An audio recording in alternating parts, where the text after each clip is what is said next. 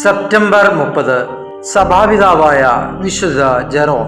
യൂഗോസ്ലാവിയയിൽ AD 345 വിശുദ്ധ Jerome ജനിച്ചത്. ബാല്യം മുതൽ ജ്ഞാനത്തെക്കുറിച്ചുള്ള ദാഹം തീവ്രമായിരുന്നു വിശുദ്ധനിൽ.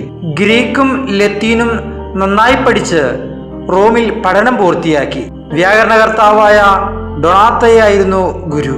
377 അന്ത്യോക്യയിലെ പൗളിനോസ് പാത്രിയാർക്കീസിന്റെ കരങ്ങളാൽ അദ്ദേഹം പൗരോഹിത്യം സ്വീകരിച്ചു. തുടർന്ന് പലസ്തീനയിൽ വിശുദ്ധ സ്ഥലങ്ങൾ സന്ദർശിക്കുകയും ഹീബ്രു ഭാഷ പഠനം പൂർത്തിയാക്കുകയും ചെയ്തു. പിന്നീട് അദ്ദേഹം വിശുദ്ധ ഗ്രന്ഥ പഠനത്തിൽ ശ്രദ്ധ കേന്ദ്രീകരിച്ചു. 391 ദമാസുസ് പാപ്പായുടെ സെക്രട്ടറിയായി നിയമിതനാവുകയും പാപ്പയുടെ നിർദ്ദേശപ്രകാരം വിശുദ്ധ ഗ്രന്ഥം ലത്തീൻ ഭാഷയിലേക്ക് പരിഭാഷപ്പെടുത്തുകയും ചെയ്തു. വിശുദ്ധൻ ബെത്ലഹേമിൽ വെച്ച് 419 നിത്യസമാനത്തിനായി വിളിക്കപ്പെട്ടു.